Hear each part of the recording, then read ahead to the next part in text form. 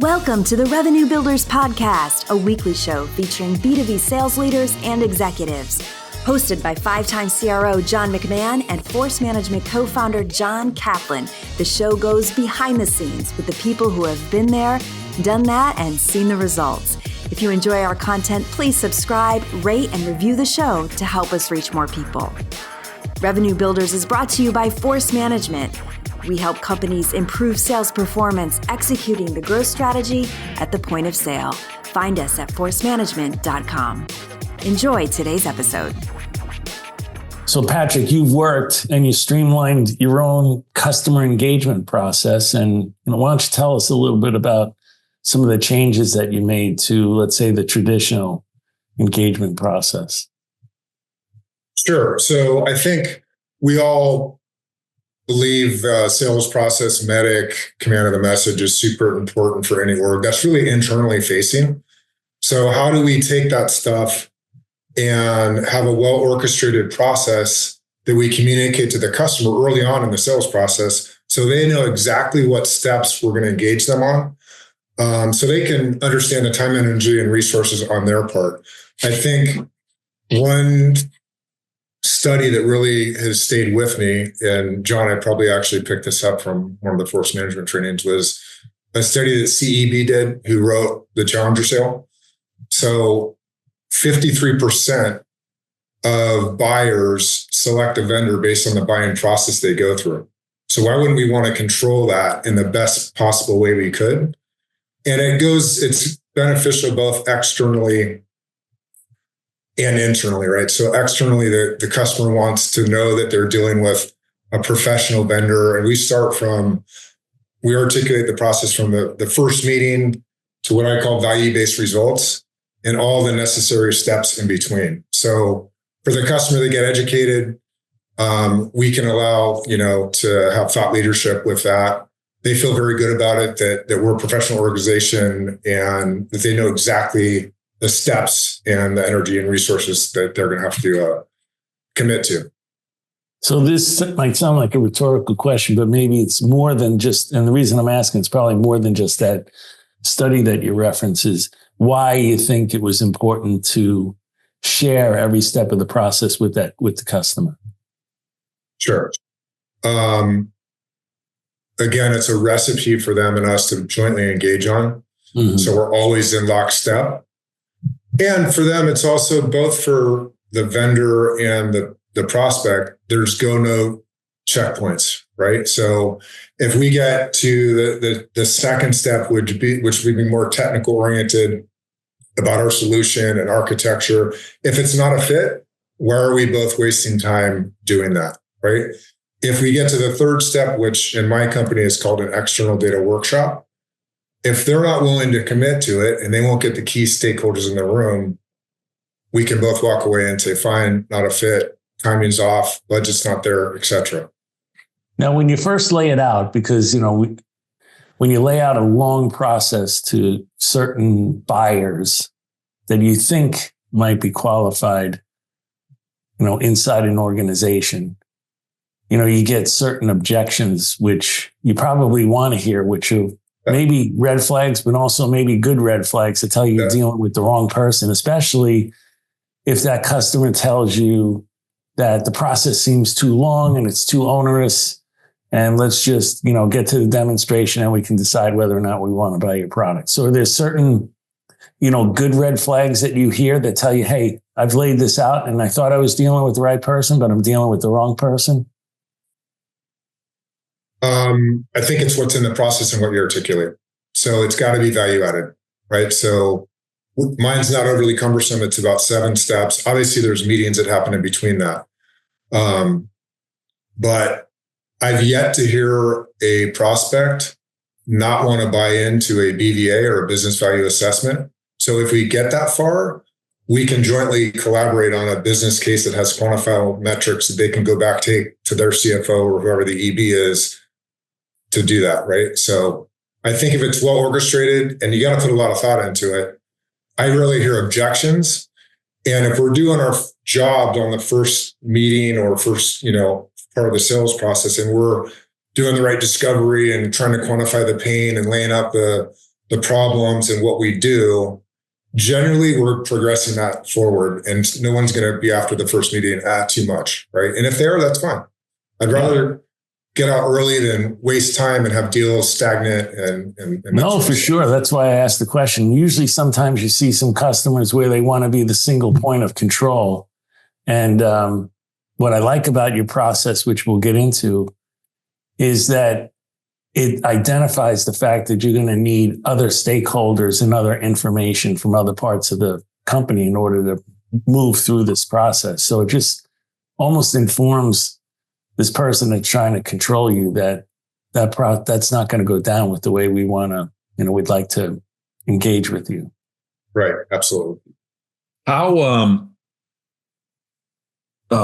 walk the audience through just real quick on type of product that you're selling, the type of buyer. Sure. So we're in a pretty complex solution. So it's a managed service, which is a little different than just pure SaaS software. It is SaaS, but it's a managed service. So we sell external data integration, mainly to financial services. So that's about a $40 billion TAM. And what I mean by external data is Bloomberg of the world, FactSet, S&P. So there's a big market out there that financial services rely on this data to be more competitive, to find signals in that data, to make decisions, to what they would call finding alpha. So there's very little standards with these external data suppliers. And it's very hard to get data integrated to what we would call model ready for your data scientists or quants. It's time consuming, it's error prone, it's costly. And so we would help time to market, reduce that risk, and be more cost manageable. Love that. Walk us through a little bit of, it sounds like there's probably multiple buyers in this complex sale. But before we get into the engagement model, walk us through, how does the buyer typically buy? What problem are they aware of? What do they try to solve? How do they, are the quants and the data scientists, are they using the services? Are they feeling the pinch of not having what the services can provide? Kind of just walk us through what that looks like. Because where I want to go with this is I want people to get grounded on, okay, how does that relate to what I do? And then they're going to ask questions like, how quick do you do a demo? And how do you get the economic buyer involved? But I want them to understand kind of this environment first. Sure. And I've had to iterate over time in terms of, we have our ICP nailed. We know exactly who we're selling to, large asset managers, hedge funds. We know our buyer personas. For what we do, it's complex. We would preferably start top down. So CDO, CTO, head of data engineering, which is hard for a lot of reps to get there, right? So hence having a well-orchestrated professional engagement process that we can articulate early, right? So generally we walk into do it yourself. So all these big banks have been around for years and years and years. They've been relying on this data, sometimes literally 30, 40 years. So it's generally they have a team in place, and that's a serious objection, right? To be able to articulate. I don't say outsourcing, I say co-sourcing, because we're really an extension of their data engineering team. So we've worked very hard on the command of the message, and the value drivers would be accelerating time to market. So they buy this data to keep up with the demands of the business. A lot of times they can't keep up with that. So we can accelerate that. There's a competitive advantage potential lost if you're not getting this data integrated, usable as quickly as you can. They might be spinning up a new group, right? They might be spinning up a new quant group, and they don't have the time, energy. They don't want to go recruit. They don't want to staff. They don't want to build out a platform. We can compress that. So there's a lot of use cases around there. It aligns well to the command of the message. I've yet to have somebody not, agree with our value drivers. Secondly, would be reducing your risk of data operations. So if this data is flowing through, end user's a trader or portfolio manager, that pipeline goes down that's an impact, right? That's lost revenue. Yeah. And then obviously everybody cares about cost containment and, where their resources are being used. If a lot of this stuff is kind of plumbing, data prep, you want your highly paid specialized resources not doing that, right? Love that. Now, when you came up with the engagement model, did you map it to how the customer buys? How did you come up with these steps? So we're going to go through these, but like what I'd like to know is I'd like the audience to know, like, there's one way of, creating steps, but I know, Patrick, you didn't do it this way. Like you map it towards how the buyer buys, because then if a step is pick up the phone and call somebody, that has to be targeted to the person that you're calling has relevance, has a problem, has a challenge, has, they're looking for solutions. So it's not like, stop me when you find somebody you can talk to. Like, how did you start it? Like, what do you tell your reps when you first put this on paper? How did you get to like stage 1, stage 2? How did you do it? Through learnings of sales cycles and trying to figure out the patterns and what was repeatable and what was efficient. So I think it's an iterative process. Yeah. And, they're all, for the reps, it's their recipe, right? So they know exactly what they should be closing on. And I kind of think about it as mini wins in the sales cycle. Like, let's get to the external data assessment or workshop. Let's get to a BVA. Then I can help them accountable.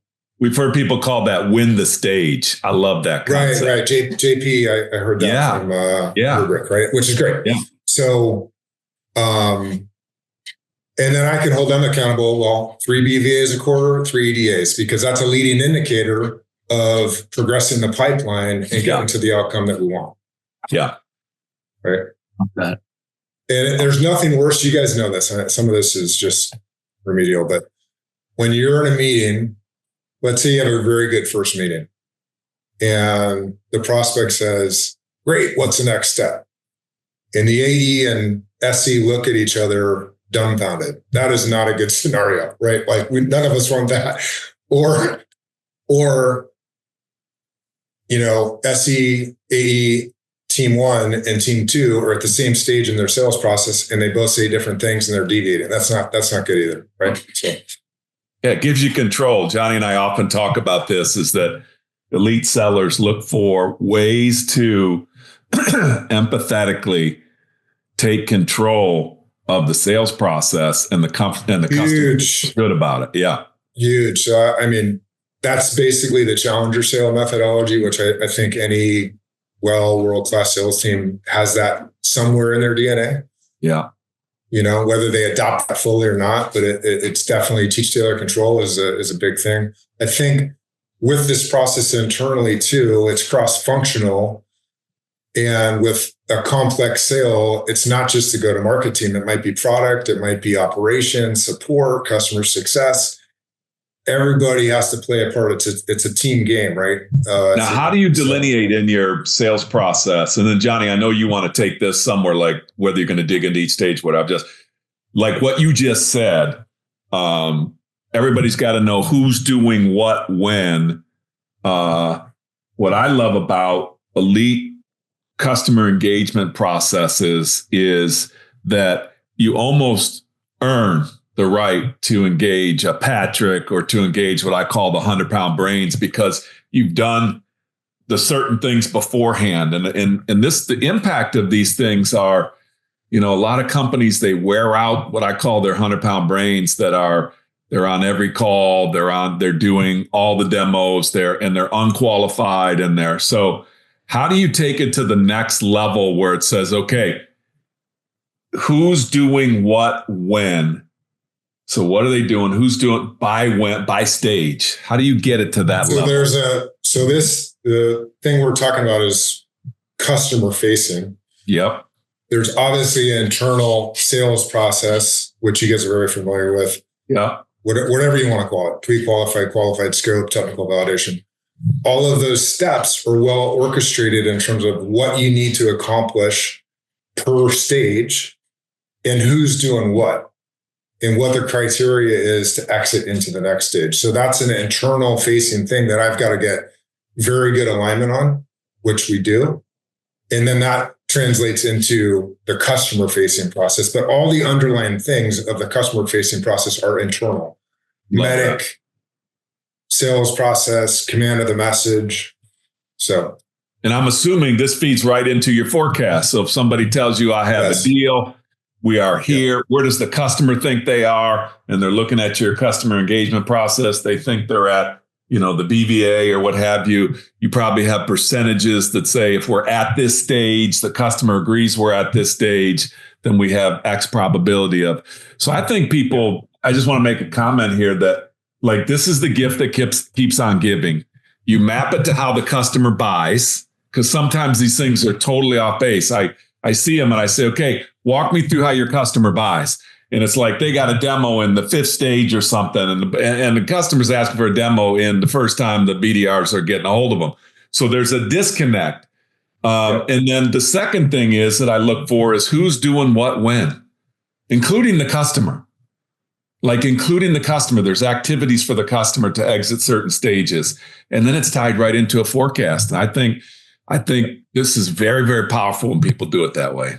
Yeah. I want to go back to what you said about the forecast. So what Patrick's doing, I want to just highlight it, is what he's doing is he's picking a critical stage in this process. And then he's using that as an anchor and saying, when I get my people to this stage or the customer to this stage of the process, it's almost a guaranteed outcome. Yes. So what I can do is basically say, my average deal size is X.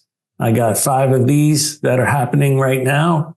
And typically from that stage, we need about 6 weeks or whatever the time frame is. I could forecast that deal. That's the beauty of this thing. Yeah, right? I love it.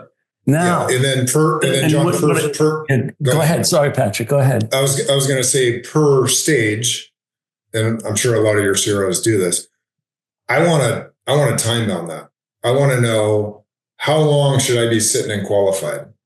How long? And then, next might be 45 days. But if I'm 97 days in scope, something's wrong. Like there's a red flag there and we got to go. Yeah. Now you can attach velocity through this. Yeah, it's the velocity. For sure. He's talking about because he has an exit criteria for each stage. Right. Now he's saying, how long is it taking us to exit each one of these stages?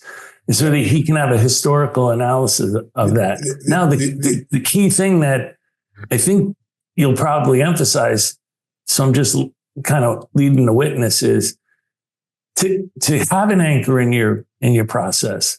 You have to make sure that your people are so well trained to get to that point in the process, right? They know exactly what they're going to say, when they're going to say it, who they're going to say it to, what they're going to do, because you have to train them, like clockwork around that part of that anchor in your process in order to really make it work.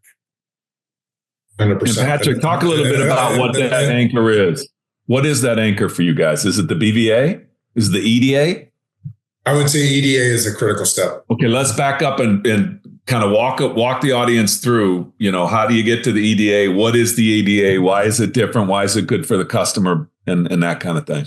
So you can only get so much discovery in a first or second meeting, right? So assume there's joint demand on both sides, and they're buying into the concept, and you've identified pain. And I expect my reps, even in a first meeting or second meeting, to have identified what are the value drivers, what are the use cases, what are the pain points. They might not have everything, right? But the EDA is really going deep on that. Like, what are the particular needs of your data products? What the volume, variety, velocity, like how do we need to shape the data? What's your architecture? What cloud? Is it going into Snowflake or Databricks? How many resources? How often, right? And so I expect the EDA is really run by the SEs. And so we would be gathering the inputs through the EDA to come up with a preliminary BVA. Well, hold on. So let's back up. I think we're going a little too fast. first of all, talk about what is an external data assessment, and then at the high level, and then let's go in a little deeper. It's a workshop. So ideally, we have the key stakeholders in the room, depending on the company and the situation. Could be 2 hours, could be half a day. So formal agenda, expectation set. There would be some re-education because there might be some new folks that attend that haven't attended the first couple meetings, right? So some re-education, level set about what the solution does and why we're here, recapping what we know, and then really prescriptive discovery and qualification that the SEs would really lead. Okay. With all the customer stakeholders talking about which data they're trying to aggregate into your product to help them gain the insights that they need, right? Correct. And then, so John, go ahead. You talked about enablement training. I think there's a couple things there, right? I'm usually involved the first, with a new rep, the first couple cycles. They need to understand how to do it, but they need to see that it works, right? There's nothing, you can have process over process, but if there's not a good outcome and it's not credible and it doesn't lead to wins, who cares, right? So once the light bulb goes on, guess what? Adoption goes up because they see the result. I think the other thing is SEs are very vital, at least in this customer engagement process. To help lead and help. There's a lot of work that goes into the various milestones or activities with the customer in terms of content and decks and messaging and output. So out of the EDA, we would provide a written report to the customer, like here's our findings, here's your current state, here's the future state, aligning to the command of the message, right? So it's like, let me look in your sandbox and let us give you our opinion, our assessment, understand how you're trying to use the tools in the sandbox. And then we're going to give you some best practices that say, if you did this, that, or that. So the EDA actually has value for the customer, no matter what. It's not because sometimes customers go, look, I'm not going to go through your process. So you can just spit out so, how do you, let me instead of staying that, let me just ask. The objection is, I don't have time to do this workshop. Just show me the product and we'll make a decision whether or not we're going to get all these people in the room or what have you. How do you do that? We would hopefully part ways and just, bow out and say the timing's not right. Obviously we're not a great fit for you based on your situation, right? So, well, but I'm sure you get that a lot, and then you got to get to the customer. You got to get them to participate in their own rescue. Like, what are you actually doing in the EDA, and why is it a value for them? And what do I have to lose, kind of thing? Like, if I do nothing, the problem's still going to exist. Right.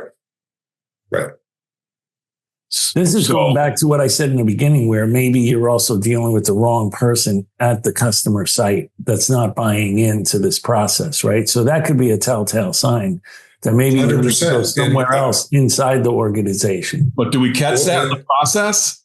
We should. And I talked about earlier a managed service. If we're selling to a IC or a data engineer, guess what? They're going to go, whoa, threatening. Whoa, no. So that's a tell right there that we're not dealing with the right person. So just kind of walk the audience through a little bit, because those are the typical things. It's easier to get into the lower levels in most technology platforms, and in services platforms as well, to the user level, to find out what the problems are, to find out what the challenges are. Like back in the day, Johnny, at PTC, we really found it risky to go into those engineers, and they figured out, like, they made up their own assumption that, okay, they're going to change everything that we're going to do, and probably I might not have a job. So how in the process do you teach your people? That's probably not the level that you're going to get. But if you go to the highest level, they're not going to make a decision unless the lower levels technically validate the product in some way. So how do you do that in a complex world? Goes back to, even if they're an IC, and I would advocate not to start there, but sometimes it just happens that way. It's multi-pronged approach from top down or bottom up, right? I mean, use me to get to the top or to get that meeting. And it's hard. It's hard both ways, right? It's hard to go top down initially, right? To get a CDO meeting off cold call is not easy. To get your way up there is not easy. But if you're doing the right discovery and finding the pain points, and maybe you find one burning problem that a group or not a CDO is having that they got to solve quickly, that can manifest into a bigger, more strategic conversation. It always goes back to who owns the measure for this, right? Who owns the ability to quickly gain insights in the data that they have? It's the same everywhere. Like, John, you brought up, we used to sell computer-aided design. And the last person you wanted to go to was the director of computer-aided design, because you were going to create pain for them by installing a new system. You had to go to the VP of engineering who owned time to market and engineering productivity. And it's the same here in Patrick's case. Who owns that measure of gaining insights in the data? And that's the person you got to tap into. Now, I know it's easier said than done, but that's what you got to do. And John, you asked me the question about John Kaplan about how do you align to the buyer's buying process? Well, we're sort of in a latent market. It's not like I'm getting RFPs and this isn't a red ocean. It's not a market that I'm competing with 10 different vendors on a deal. So I've been able to kind of dictate and lead the dance, so to speak, as to this is the process and how we're going to do it. I think the other thing that's very beneficial for me that I definitely found, and why I had to iterate and really try to get this thing well orchestrated, too many ad hoc meetings. Why are we having 30 ad hoc meetings in a sales process when, not saying that it's not 7 steps. I mean, it is, but there's going to be more meetings. But why are we having all these ad hoc meetings that aren't marching towards the end goal? Right. So at least if everybody's aligned, we can compress the level of effort and the time that it takes. And we're rallied around those major milestones in this customer engagement process, not all these ad hoc random I love that. The other part of that is when you have those 30 ad hoc meetings, someone sitting in your seat, has a really difficult time trying to understand what's going wrong. Why is it going wrong? That's very difficult. But when you have a process and you have known criteria, known exit criteria, it's pretty easy to figure out where we're going wrong and what we need to fix and train our people better on. I love it. Hey, let me just wrap a bow on this one thing that I think is really important that Patrick and Johnny, you're talking about. You guys might have heard me say this before when we talk about an M or a W. I think if you have a complex, multi-threaded sale, and you don't have, like, I call it an M or a W. An M means we're starting lower in an organization. We're going high. We're going to have to go back through the organization, get the hall pass, get it technically validated, go back up and map it to business outcomes. If you go high in an organization, you go a W. You're starting high. You go down low. You get the hall pass. You go down low. But if you don't have that motion where you are taking technical required capabilities and translating them to business outcomes, and you can't look at a 7-step process or whatever it is, whatever the process is, and you can't delineate how you're doing that, I think that's why people if you go high too early and you haven't backed anything up and you're not ready, you're going to have multiple, you're going to get stuck. You're going to get delegated down lower. If you go low and you stay low, and you don't have the ability to get up and you're trying to push people up, technical users up. So I think it's really, really important that you get down to the detail like you do, Patrick, on helping people understand who's doing what when, including the customer. Yeah. Okay, let's bring That's why it's a science and an art, right? Yeah. No, always science and art. But let's ground the audience now. So we did introduction and discovery. We did the technical, product overview with a demo. Now we're in the external data assessment, where it's a comprehensive workshop with the customer. The SEs are pretty much leading it. And you're benchmarking the customer's external data management process against proven industry standards, right? And from that, the customer is going to get a detailed assessment, including areas of improvement in some sort of business value proposal, right? So you complete this step, and this is the step that you think is the anchor. Once I get this completed, I feel like it's almost downhill from here in the sales process. Is that correct? It's an anchor on two levels. One, do we have a champion to even get to that point, right? So right. If we don't have a sponsor to even get those resources and to dedicate the time, we know it's not important to them. It's an anchor technically. And then with the EDA discovery, we should have enough understanding of a preliminary business case if there's something really there that aligns to those value drivers, whether it's cost, time to market, risk reduction. After that, then we would engage in the BVA process itself. Okay, so now you're going to engage in a business value assessment. Talk us Correct. A little bit through that. So, big believer. You just, especially at a complex sale, you cannot leave it up to the customer to quantify the value and go do their own business case without you aligned. It just makes no sense, right? So I think the world's changed on the BVA stuff, definitely, John, over the last 10 years. So at BMC, for example, we had BVA consultants, I think, per region, right? Yes. So my scale, I can't afford that. Maybe big companies can. So I've adopted a SaaS version of this, which is a platform which feeds in all the inputs into the model and then generates the BVA itself. So we're able to quantify, aligning to the value drivers and the command of the message stuff, the inputs that would go into that. And it's all aligned with the customer. It's a joint process. It cannot be one way or you lose trust and they're not going to believe it, right? So they've got to validate it. I want to know where you got the numbers. Where'd you get the information from? Like, what's it based on? That's they want to know what the benchmark was, right? Yes, for sure. And sometimes they don't know. Sometimes they don't know, which is okay. And I'll give you an example. So, obviously I'm big on discovery. I ask a lot of questions.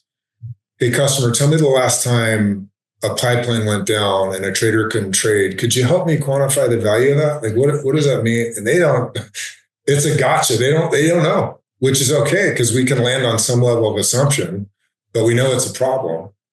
So sometimes they don't know. Sometimes headcount's easily quantified. Oh, I'm going to avoid hiring 3 people, or I can repurpose 2 over here. That's easily quantified. The infrastructure stuff is quantifiable. And they can't quantify the competitive aspect either, can they? No. Unless you're in an organization that feels like they're behind. Right. Or a pipeline goes down. How long did it take you to remediate that and get it back up? Some can answer, some can't. But those are all like really, really gold when it comes to framing out a business case and why do something. How do you get the metrics? I think people listening, you go through the command of the message, you go through any other validation process. Reps always come back and say, it's very, very difficult for me to get the customer to share metrics and quantify results. What advice do you give people? How do you help people do that? How do you get people to share and or sign up for a measurement? This is even more difficult in financial services because they're very secretive. We don't even publish case studies and stuff like that because it's hedge funds are very, very, their secret sauce. Secret, 100%. Right? Yeah. So this is their IP in a lot of cases. Yeah. Mm-hmm. So, it goes back to the same old stuff. Like, do you have a champion? Are you aligned? Do you have a real problem you can solve? How important is it to you? If it is, they should be willing at some level. You're not going to get every detail you want, most likely, but generally you don't, I've done plenty of deals in my life where you don't need 20 metrics. You might need 2 that you can really quantify and that are burning problems, to go solve. Does the BVA call for metrics? I'm sure it does. You have to have an established set of something that the customer agrees to. Not that you're going to share it. Not that you're going to share it with the outside world and say, hey, look what we did for this customer, but that's got to be part of the BVA process. Yeah, it is 100%. Right. So if you have this data and you're doing it yourself and it takes you 8 weeks and I can do it in 2, that's a quantifiable metric. Right. If you got to hire, if it's a new quant group that I talked about, and you got to go hire 5 people and you can use me, you can avoid that cost. So there's definitely quantifiable metrics.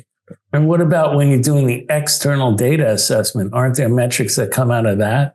Whereas today, in your current state, it takes you this long to gather or aggregate the data. And now with our product, we estimate that it'll be, X versus 100%.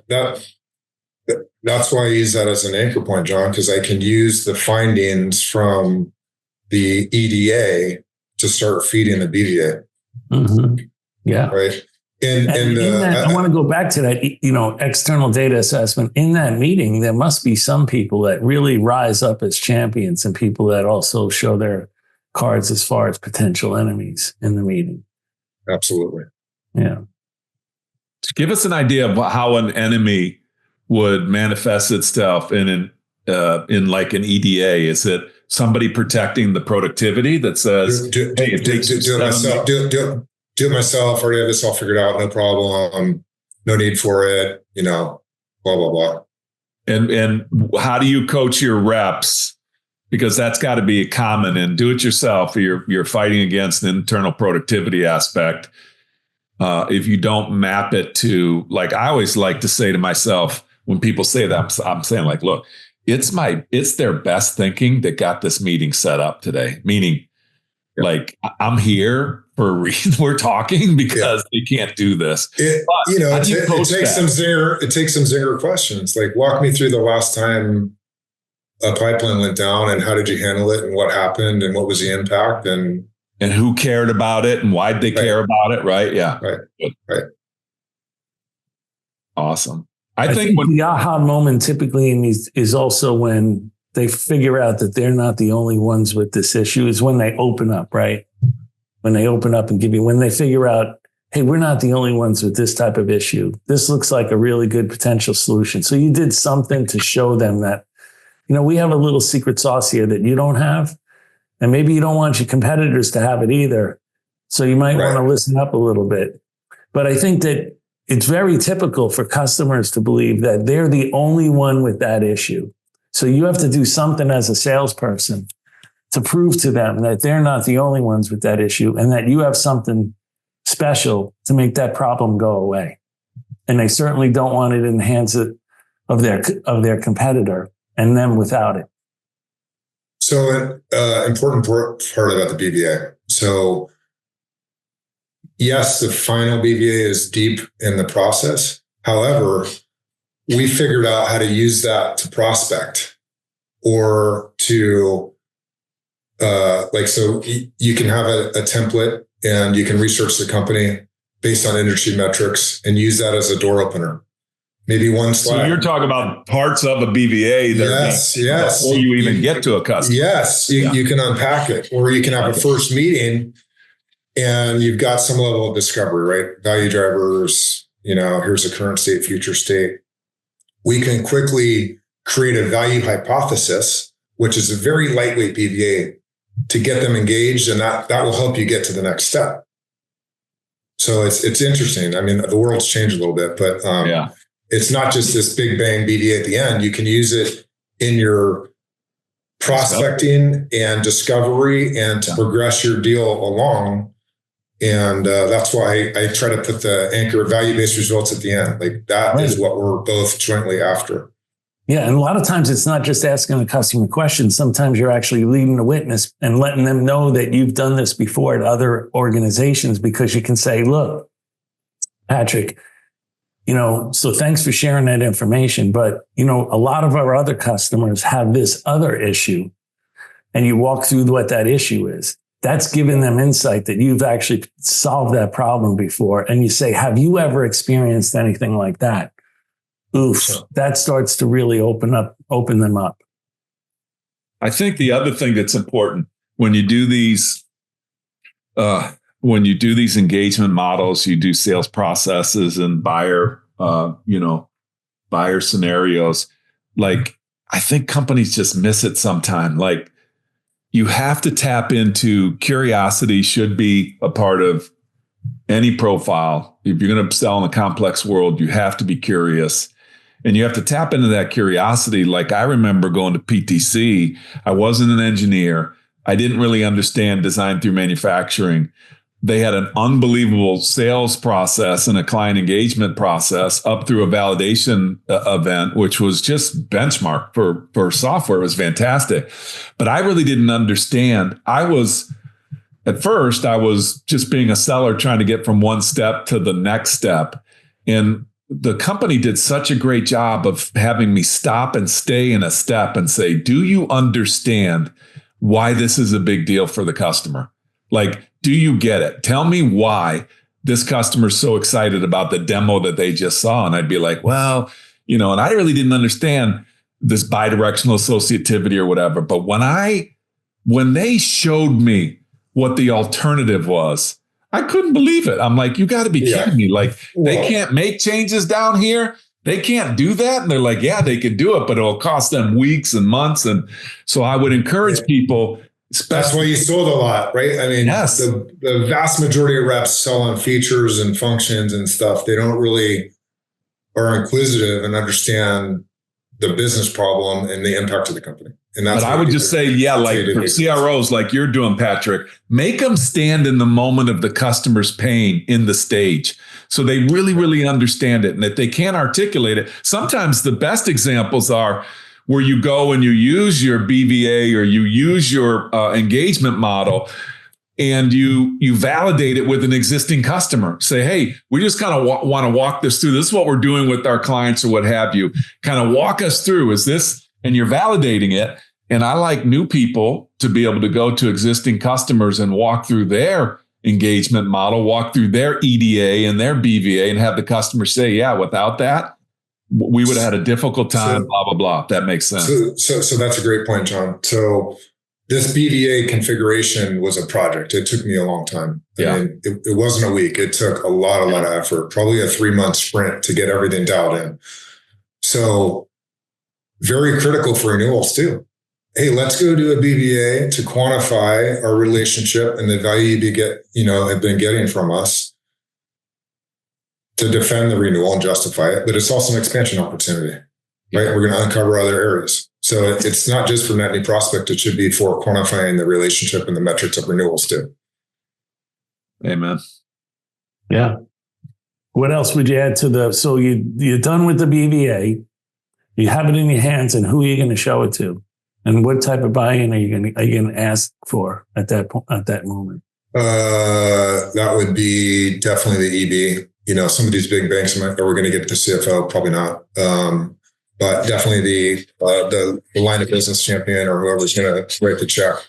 After that, I would want to do just, there's a perceived risk of this stuff because it's very critical to any financial services company as to what we're doing. So after that would be just really getting them comfortable with our support, our operations, how we integrate their team and our team, how that flow works, issues come up, how we're going to resolve them, just so that SLAs, all that kind of stuff to kind of tie a bow on everything. So they're very comfortable. And then obviously it gets into negotiation and contract and things like that. Yeah. So now you're starting to engage with their own operations and their support people. You're getting into detailed descriptions of exactly how this is going to work, how you're going to switch over maybe from one system to another, how long they might be down, those types of issues that can really be paramount to the type of customers that you have. And then I would want to introduce the team that they get as part of our solution, the support in terms of TAM, customer success, et cetera, et cetera.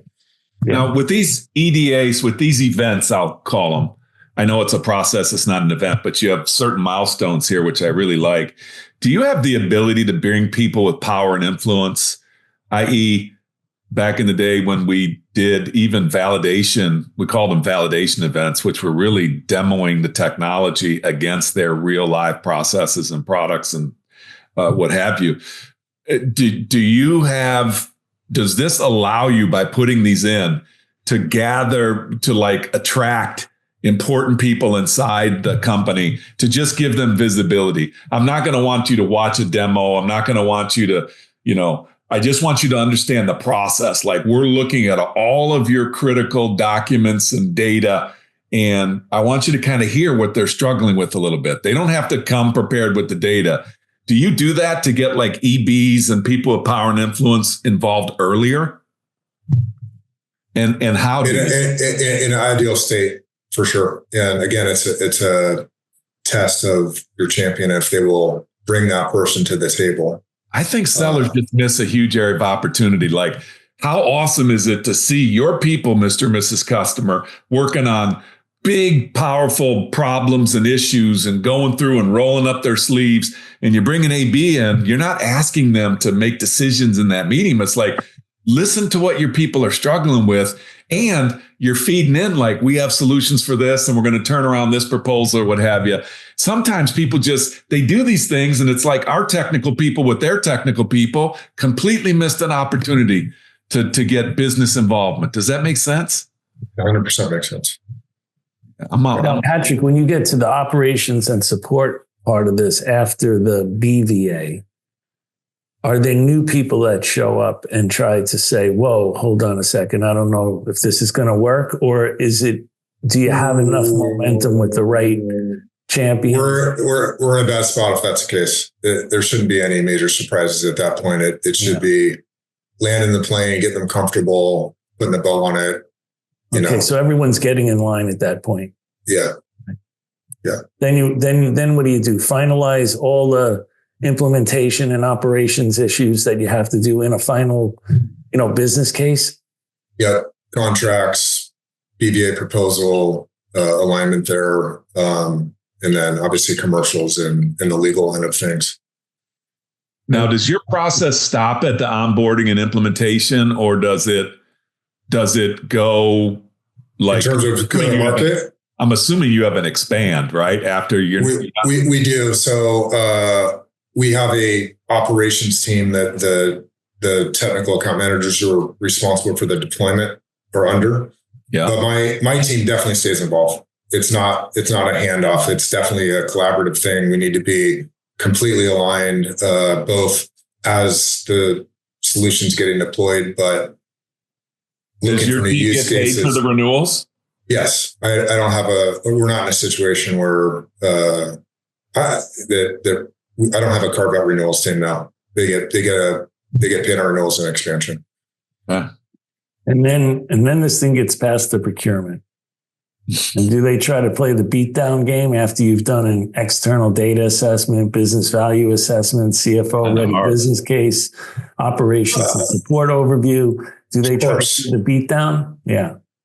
And are you in the case of some of your customers, are the champions allowed to still talk to you during the procurement phase? I just had this situation. I've had it a couple times. Tell me about it. I want to hear it. It's challenging, right? Nope, can't talk to you. Door shut. Talk to procurement, and obviously you can try to have conversations with your champion and whatnot, but it's not great. I've found sometimes a lot gets lost in translation, and again, we're not just a software product off the shelf like buying Salesforce or something. So there's nuances there that you really need to understand. So you got to get ahead of that. But yes, especially in my vertical I'm selling into, that is fairly typical in terms of you can't talk to the audience. Talk to us a little bit about how you handle that. I call it separation of church and state, right? Where the business hands it over to procurement, and procurement puts a gag order on the business saying, it's my deal now. This is how I get measured, and I'm going to, beat this price down and show you that I can get a better deal than what you got. Well, ideally, there's a handoff. There's a call before that happens that we're all on the same page, champion, procurement, us, to get aligned as to what we're doing. I heard you say ideally. Well, no, I mean, As a $1 trillion asset manager, am I really going to be able to control the process all that well? No, but we can certainly try. I'm a little different animal because I can defend my price fairly well based on our business model, right, being managed service, right? So that's the point I'm trying to get to, is that once you've done the type of work that you've done in this process, with technical and product overview and external data assessment, business value assessment, operations and support overviews, final business proposal, CFO ready business case, it's really hard for procurement to knock your price down. Really difficult. You have so many champions. We don't play that game. Proving your value over and over again. It's almost indisputable at that point. So it's really difficult for a procurement person to beat you down.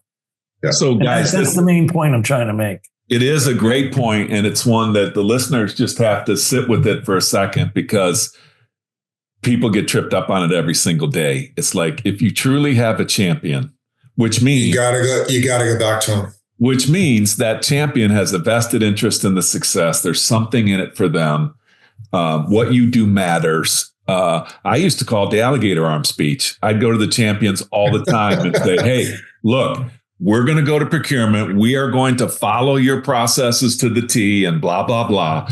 But you got to participate in your own rescue. And I kind of challenge their power and influence. It's like, is every deal that goes through there are some deals that go through there where business owners say, hey, go to somebody else to take a pound of flesh, not out of this one, because we've already done so I call the alligator arm. And I would just make the little alligator arms at lunch or whatever. And I'd say, you can't get alligator arms when I come to you, because I said there'll be a point in time when I'm going to come to you and tell you that we no longer can provide the value that you're expecting because of what procurement is asking us to do.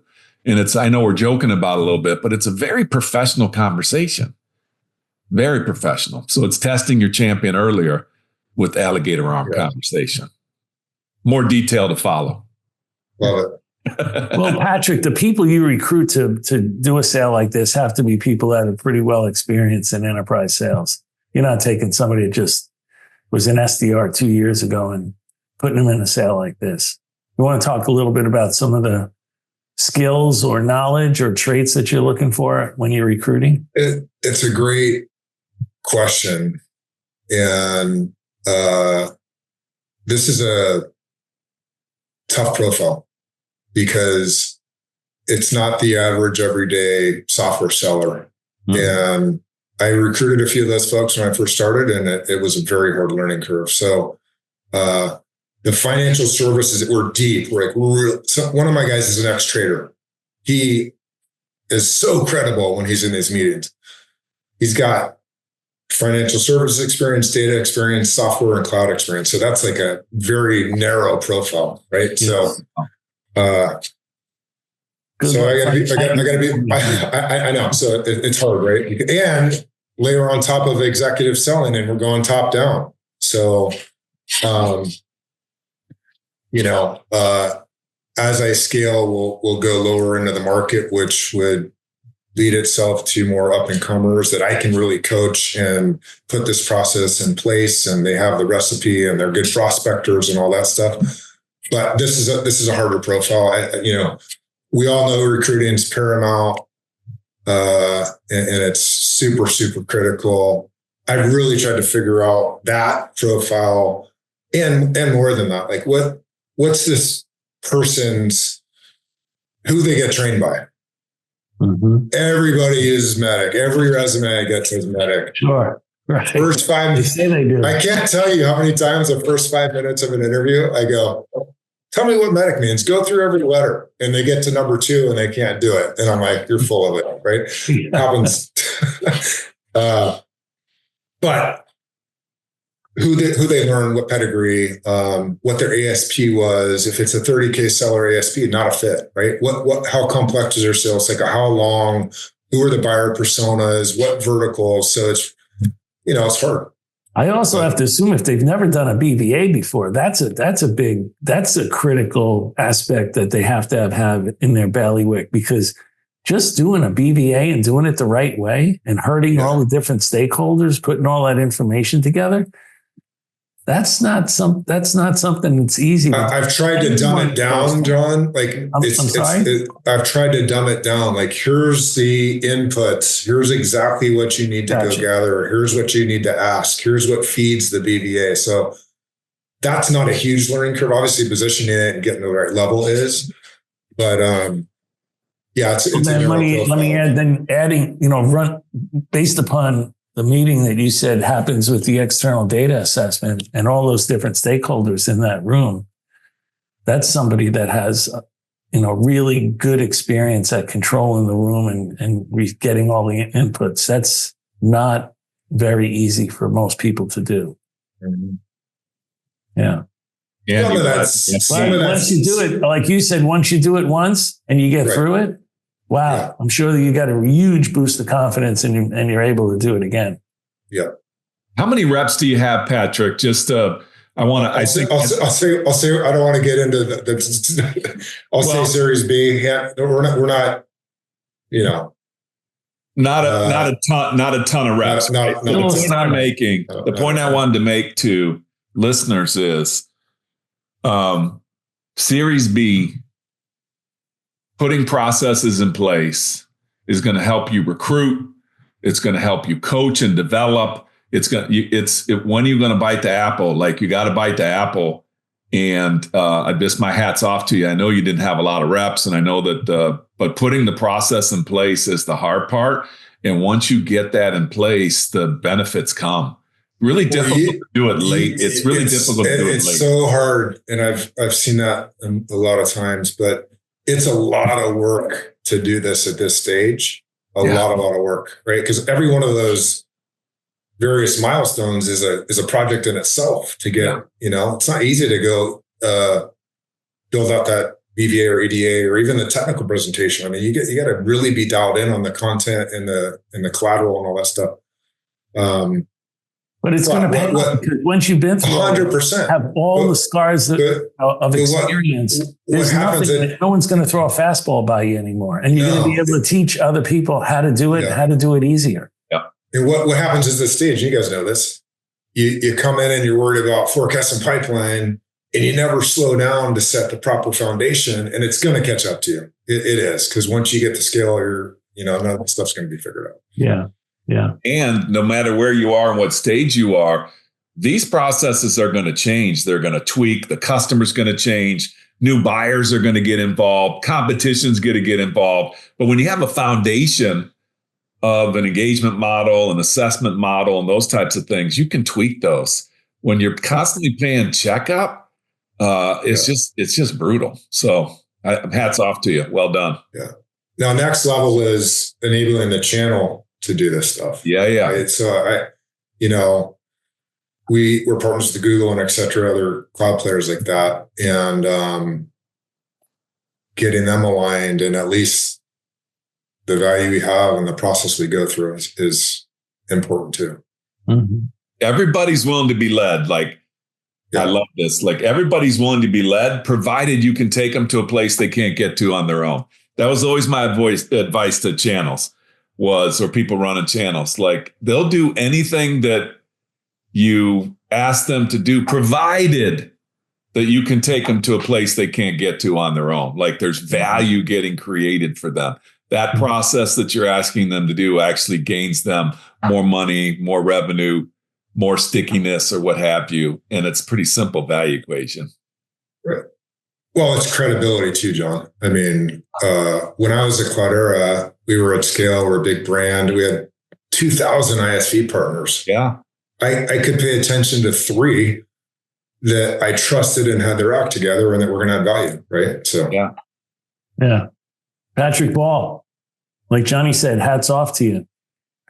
Thank you, guys. I loved it. Instead of 30 ad hoc meetings, you nailed it down to a process, a really excellent process that a lot of people could learn from. So congratulations. Appreciate it. It was an honor. Well done. Good to see you, Patrick. You too. Keep crushing it. Thank you, Patrick Ball. Thank you, Johnny Kaplan. Thanks, everyone, for listening to another episode of the Revenue Builders Podcast. Thanks for listening to today's episode. Be sure to check us out at forcemanagement.com.